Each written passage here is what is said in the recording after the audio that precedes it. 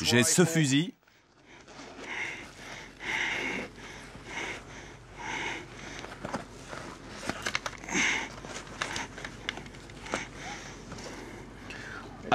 C'est ce qu'ils utilisent dans l'armée. C'est le AR-15A2. Et vous avez le droit de posséder cette arme. Eh ouais. Et en revanche... Et ouais, j'ai pas le droit de dire « trou de balle » à la radio, mais j'ai le droit de posséder des armes qui peuvent tuer plus d'une centaine de personnes. Imagine un peu. Et tenez, voilà même un fusil de sniper.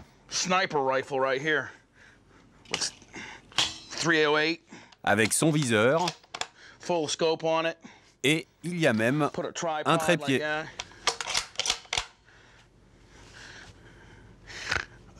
T'es pas supposé rester derrière ce fusil, mais tu as des couilles pour filmer d'ici.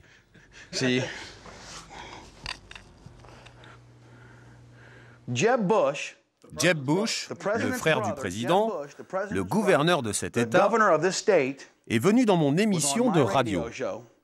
Parce que mon émission est numéro 1 et que tout le monde l'écoute. C'est toujours ça de prix, il se foutait pas mal de ce que je représentais. Il m'a même envoyé une lettre, écrite à la main, « Cher Bouba, merci de m'avoir invité à votre show.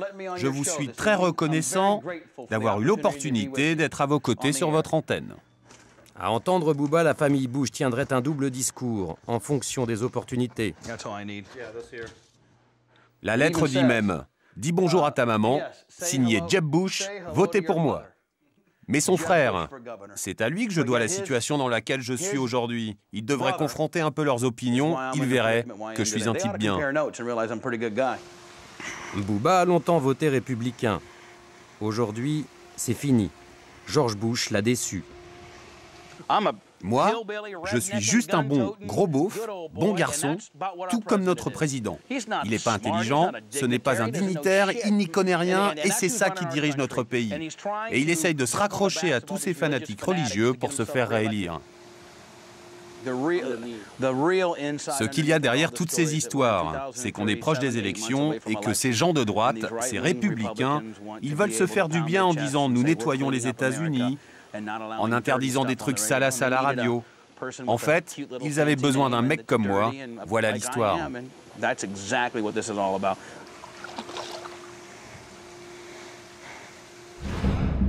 À Washington, George Bush et le gouvernement se servent-ils de la FCC pour nettoyer les ondes de toute indécence? Le directeur de la FCC s'appelle Michael Powell, le fils du secrétaire d'État de George Bush, Colin Powell. L'organisme est théoriquement indépendant du pouvoir politique. Après 4 mois de demande pour obtenir une interview avec un porte-parole de l'institution, nous n'avons pas obtenu de réponse claire. Nous décidons de pousser la porte. Depuis une semaine, Richard Diamond, l'attaché de presse de la commission, sait que nous sommes à Washington. Il sait aussi que nous sommes venus chercher des réponses concernant le traitement de l'indécence dans les médias. Depuis notre arrivée, il ne nous prend plus au téléphone, pas possible de le joindre à l'accueil. La sécurité un peu perméable nous laissera rentrer. Personne n'a remarqué que notre caméra est restée allumée. Au détour d'un couloir, nous tombons nez à nez avec Richard Diamond, l'attaché de presse. Cette fois, le message va être clair. Monsieur Diamond, je vous cherche depuis le début de la semaine pour voir si on peut faire cette interview. Oui. Enfin, je veux dire non. C'est pas possible. Non. Nos questions sur ce grand nettoyage des médias resteront sans réponse. La croisade est en marche, sans bruit. La vague pudibonde ne s'arrête pas. C'est aujourd'hui le business et les marques qu'elle fait trembler. Nous sommes à New York, une ville censée incarner la liberté. Les bureaux d'une nouvelle marque de parfum, FCUK. Une marque pour les jeunes, des plus branchés. Tout va bien pour leurs produits lancés dans 50 pays dans le monde. Seul accident, aux États-Unis. Le produit a croisé le chemin des associations anti-sexe.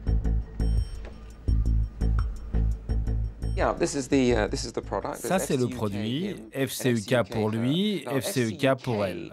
FCUK, c'est le logo qui veut dire French Connection United Kingdom, qui est une marque anglaise à la mode. L'idée, c'est qu'on peut confondre, c'est ça? Oui, vous pouvez confondre si vous changez d'ordre entre le C et le U. Évidemment, cela devient fuck, ce qui fait rire tout le monde. Enfin, pas tout le monde, je pense.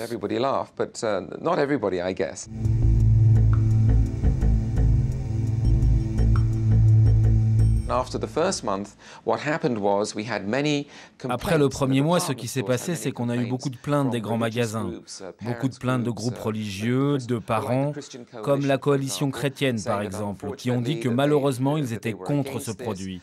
Le nom FCUK était choquant parce que c'était un gros mot. Malheureusement, aux États-Unis, il y a eu une interprétation comme étant salace.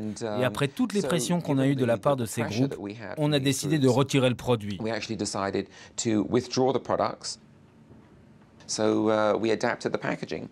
a adapté l'emballage et on a enlevé FCUK et on l'a remplacé par French Connection United Kingdom en toutes lettres.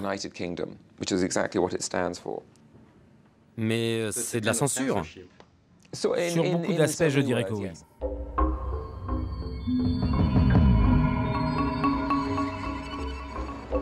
En fait, ce sont les deux plus grands magasins de New York, Macy's et Bloomingdale, qui ont retiré le produit FCUK des rayons, sous la menace d'un boycott massif de leurs clients.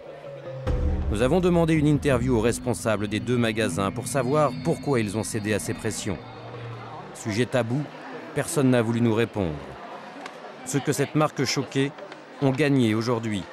L'ancien parfum a bien disparu des présentoirs. C'est ce que nous vérifions en caméra cachée. Actually, it's not that one I'm looking for. It's FCUK written. Yeah, it is. This is it. The same one. French Connection United Kingdom. Yes.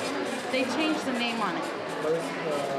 They changed it. It used to say FCUK. Yes. They had to change it to French Connection United Kingdom because there was too much controversy with the FCUK.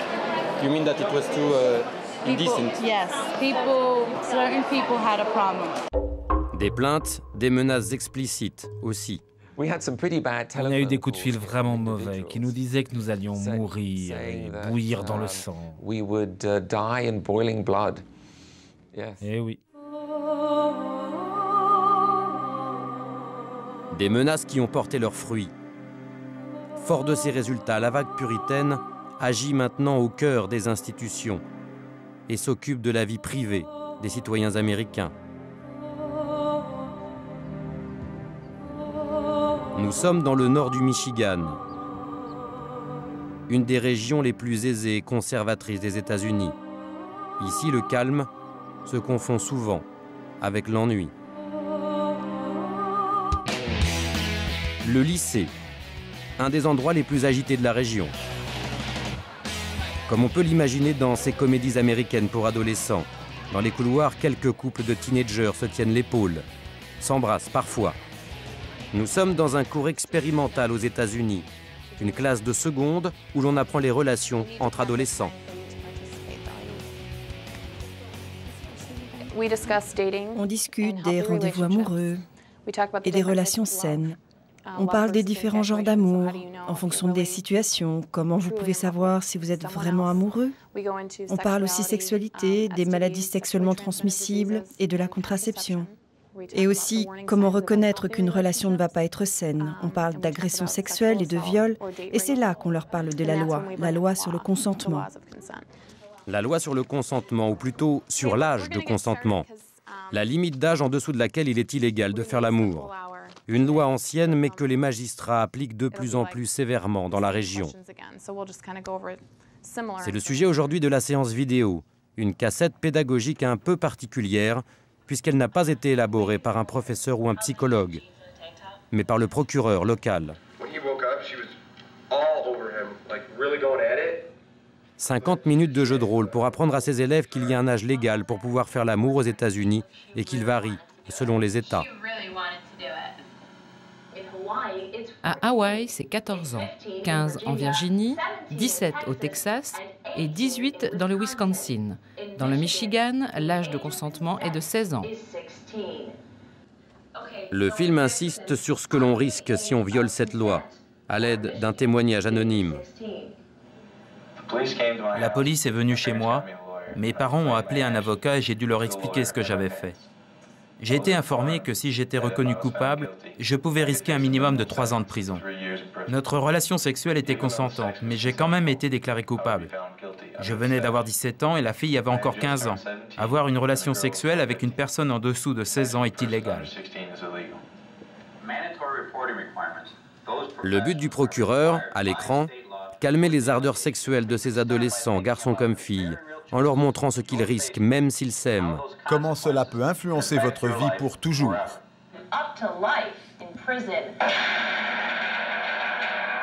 Ça fout la trouille. Ça vous fait réfléchir. C'est arrivé à des élèves ici et ça peut m'arriver. Aujourd'hui, c'est de plus en plus réprimé. Je ne savais pas que l'âge était de 16 ans. Je pense que nos lois sont plutôt dures. Je veux dire que si vous êtes consentant, être puni si sévèrement, c'est vraiment dur. Ça fait peur. Et que diriez-vous aux autres élèves de votre âge? Ne faites pas l'amour avec quelqu'un de moins de 16 ans. Sinon, vous allez le payer la majeure partie de votre vie. La prof, elle, se retrouve en porte-à-faux. Après cet avertissement vidéo de la justice, comment instaurer le dialogue avec les adolescents? D'autant qu'elle est elle-même concernée par la loi.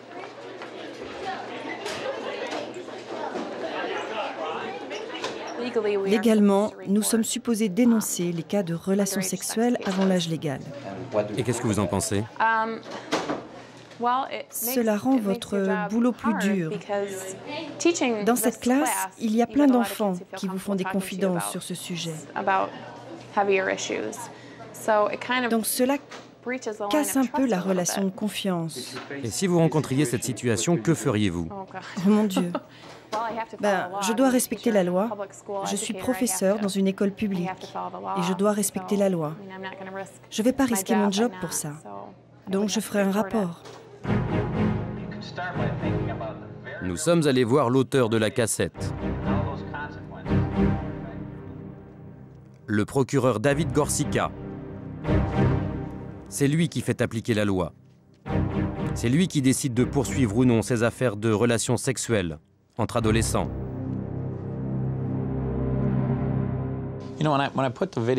Vous savez, quand j'ai fait la vidéo, je me suis dit, mettons la morale de côté.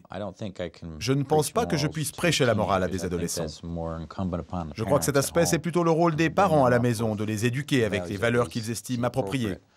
Ce que je veux qu'ils comprennent, c'est, si vous voulez faire ça, et donc avoir une relation sexuelle consentante, je veux que vous sachiez ce que seront les conséquences. Comme ça, tout est bien clair. Une fois que vous avez vu la vidéo, et que vous le faites quand même, il y aura des conséquences légales et sociales.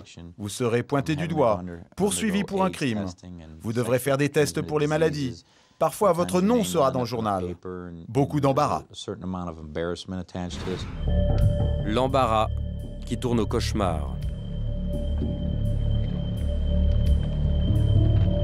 Des jeux d'adolescents peuvent ici très mal se terminer.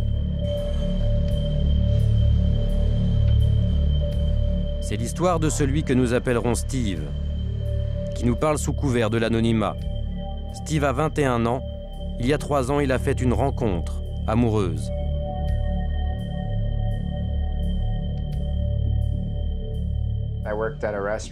Je travaillais dans un restaurant ici à Grand Haven et j'ai rencontré une fille qui travaillait aussi là-bas. Après un petit moment, on a commencé à se fréquenter. Elle avait 15 ans et j'en avais 18. Et puis une chose en entraînant une autre, on a eu une relation sexuelle. Leur amour est dénoncé à la police par les parents de la jeune fille parce qu'elle n'avait pas encore 16 ans. Elle ne sera pas inquiétée. Steve, lui, est condamné. 18 mois de prison avec sursis et l'inscription de son nom sur un fichier de délinquants sexuels, consultable par le public sur Internet. Et qu'est-ce que vous regardez là? Je cherche mon nom sur le fichier des délinquants sexuels de l'État du Michigan.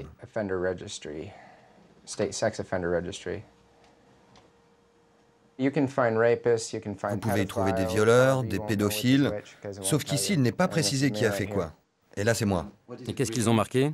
Mes caractéristiques physiques, l'adresse où j'habite. mon délit. Il est dit aussi criminel sexuel 3e degré avec variables multiples. Je vais rester sur ce fichier pendant 25 ans et 4 fois par an, je dois aller au commissariat pour qu'ils vérifient mon adresse et que j'ai pas changé de tête.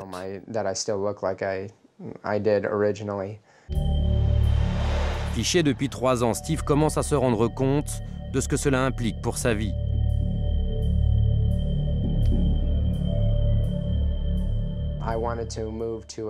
J'ai voulu déménager dans un complexe d'appartements avec des amis et la femme en charge de l'appart, je lui ai demandé ce qu'elle voulait dire quand elle m'a dit que j'avais un casier judiciaire. Et elle m'a dit, vous êtes sur le fichier des délinquants sexuels. Désolé, je ne peux rien faire. J'ai essayé de lui expliquer et elle m'a rétorqué, on ne veut pas de criminels sexuels dans les parages.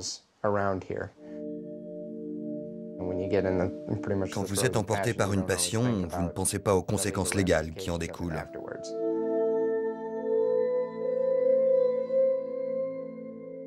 Pour le procureur qui a fait condamner Steve, ce fichier public qui le stigmatise pour 25 ans est légitime.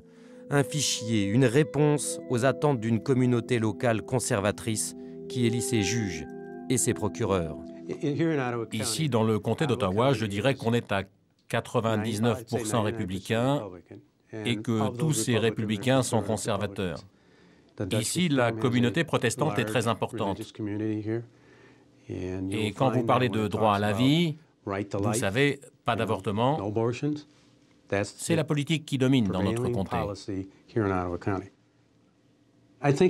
Je pense que c'est bien, si quelqu'un s'est rendu coupable d'un délit sexuel et qu'il habite dans la communauté, que les gens de la communauté puissent regarder dans leur ordinateur si quelqu'un comme ça habite dans le coin. Vous devez comprendre, cette personne a violé la loi dans notre État. Et quand vous violez la loi de notre État, vous perdez certains de vos droits. Et dans ce cas, les législateurs ont décidé de le rendre public pour une certaine période de temps, et ça pour le bénéfice de l'ensemble de la société.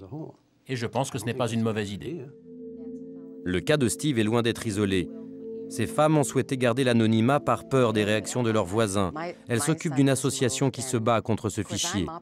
Elle regroupe 400 familles du Michigan, toutes avec un enfant fiché criminel sexuel, pour avoir eu un rapport sexuel consentant, trop jeune, au regard de la justice. Certains ont été blessés psychologiquement de se retrouver devant un tribunal. Ils ont entendu la cour dire qu'ils étaient des prédateurs. Ils vont certainement devoir suivre des traitements s'ils veulent s'en sortir.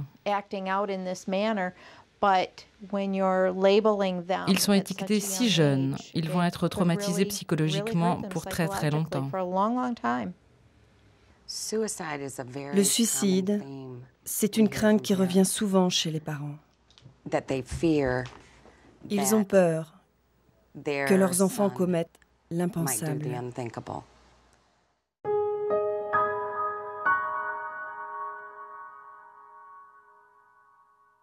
Mettre fin à ces jours quand la honte vous empêche de vivre. C'est l'histoire d'un jeune homme de 18 ans. Lui aussi a fait l'amour avec une jeune fille consentante, mais trop jeune au regard de la loi. Pour que ce fichier disparaisse, le père du garçon a accepté de nous raconter son histoire.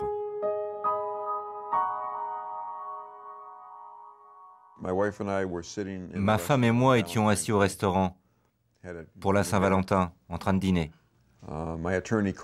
Mon avocat m'a appelé et m'a dit que la police avait pris contact avec lui en disant que Jay était poursuivi pour 5 chefs d'inculpation pour crimes liés à un comportement sexuel de 3e catégorie. Il a dit que chaque inculpation pouvait entraîner 15 ans de prison, donc il risquait 75 ans de prison. La jeune fille a eu de nombreuses aventures dans son lycée. Elle notait le nom de ses amants sur son journal intime. Elle avait 14 ans. Ses parents ont remis le carnet à la police.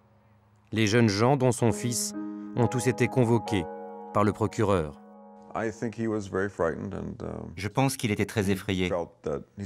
Et il m'a dit qu'il ne pensait pas avoir fait quelque chose de mal, parce qu'ils voulaient tous les deux le faire.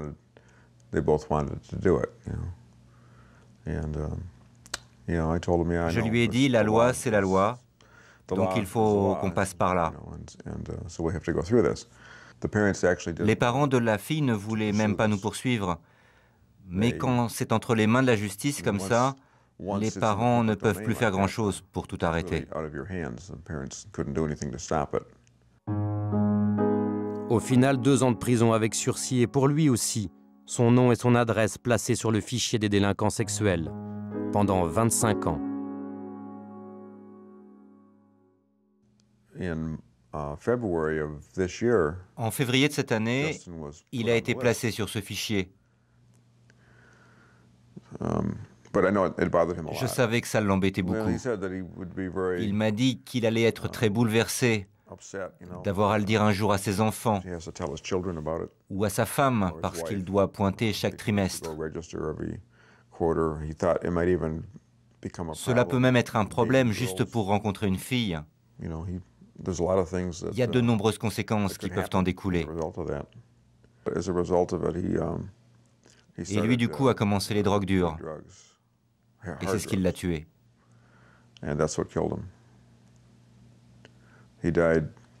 Il est mort 1 mois, 1 mois et demi après que cela soit arrivé.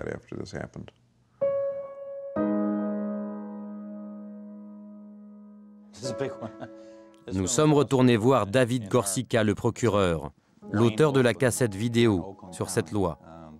C'est lui qui a fait condamner ce jeune homme. Il a réalisé qu'il allait devoir apparaître sur ce fichier des délinquants sexuels. Mais vous devez comprendre aussi qu'il a violé son contrôle judiciaire et qu'il avait un problème avec les drogues. Je pense qu'il y a eu de multiples paramètres qui lui ont fait décider de mettre fin à ses jours et de se suicider. Je ne pense pas que ce soit juste le fait d'être inscrit sur le fichier des délinquants sexuels. Le problème, c'est que je ne fais pas les lois, je suis là pour les appliquer. Et c'est la loi dans l'État du Michigan. Je ne choisis pas quelle loi je vais appliquer. Nous avons décidé de nous rendre au Congrès, à Washington, pour tenter de comprendre pourquoi les parlementaires votent des lois aussi sévères contre l'indécence. Nous sommes dans le bus d'une association conservatrice, la Coalition chrétienne, qui se rend aujourd'hui à sa convention nationale. Surprise, c'est à l'intérieur même du Parlement américain qu'elle se déroule. Ce n'est pas un hasard. Ces religieux très à droite veulent faire une démonstration de force pour mettre sous pression les députés. Je crois que c'est vital que nous ramenions les valeurs, la morale et la religion à l'intérieur de notre gouvernement. Alors on travaille avec le Parlement pour amener cette morale et ces valeurs. Et pourquoi est-ce si important? Vous pensez que ces valeurs perdent du terrain? Oui. On veut que George Bush gagne. C'est le seul candidat aujourd'hui avec ces valeurs chrétiennes que nous soutenons. Une des plus grandes salles de réunion du Sénat leur a été gracieusement prêtée à l'initiative d'un sénateur républicain. 400 personnes venues de tous les États-Unis pour se mettre en ordre de bataille, mobilisées sur leur sujet de prédilection, le combat contre l'indécence. C'est un grand honneur pour moi de vous présenter le président du Congrès, Dennis Hastert. L'organisation est tellement influente que le 3e personnage de l'État s'est déplacé pour les assurer de son soutien, notamment sur le nettoyage des médias indécents. Plus que jamais, il est important que nous combattions pour nos croyances, car nous sommes attaqués quotidiennement par Hollywood, par les médias et par les décisions libérales de certains juges dans ce pays. L'idée pour les parlementaires tentait de séduire l'Assemblée, pour se les mettre dans la poche. Je suis chrétien, conservateur et républicain, dans cet ordre. Et je soutiens la coalition chrétienne.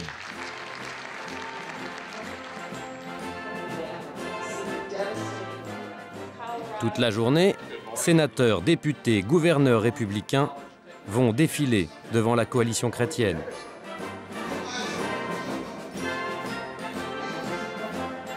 Pour être sûr que leur message sur l'indécence ou sur l'avortement passe bien auprès des parlementaires, 2 émissaires vont rencontrer en tête-à-tête les élus du Capitole. L'envoyé de la coalition chrétienne surveille, répertorie et décortique dans le détail chaque vote de chaque élu. Ce qu'on fait chaque année, c'est qu'on édite un bulletin qu'on distribue partout dans le pays.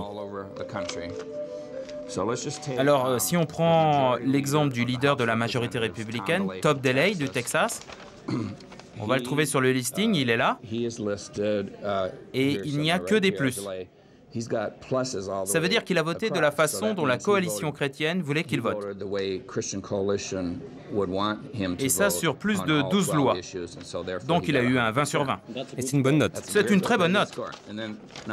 Alors maintenant, prenons le leader de la minorité démocrate, Nancy Pelosi. C'est le leader des démocrates à l'Assemblée. Alors elle, sur notre listing, elle a que des moins. Donc on lui a donné un 0. Ça, c'est une mauvaise note. C'est une très mauvaise note. Visite aujourd'hui chez un député particulièrement bien noté. Il a voté toutes les dernières lois contre l'indécence. L'émissaire entre dans son bureau comme chez lui. Bonjour. Jim Becklin de la coalition chrétienne. Récemment, le député a voté la loi qui a multiplié par 20 les amendes pour indécence dans les médias. La coalition chrétienne est satisfaite. Grâce à ce vote, un gros mot à la radio, un sein à la télé, coûte aujourd'hui $1 demi-million. Bonjour. Hey, messieurs. Je suis content de vous voir. Moi aussi, tout va bien, et vous? Une des raisons de notre visite, c'est pour vous remercier d'avoir voté la loi sur l'indécence, qui est passée en mars dernier.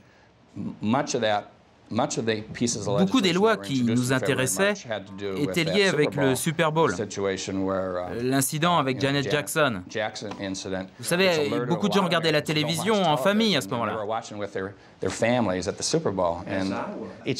C'est très motivant de savoir que c'est la coalition chrétienne qui mène cette campagne contre l'indécence. Et ça prend de l'ampleur. Les gens accrochent de plus en plus. Pas de sexe dans la rue, pas de sexe à la télé, pas de sexe pour les ados, pas de sexe dans les grands magasins. Le mouvement est en marche. La croisade des nouveaux puritains n'est qu'à mi-chemin.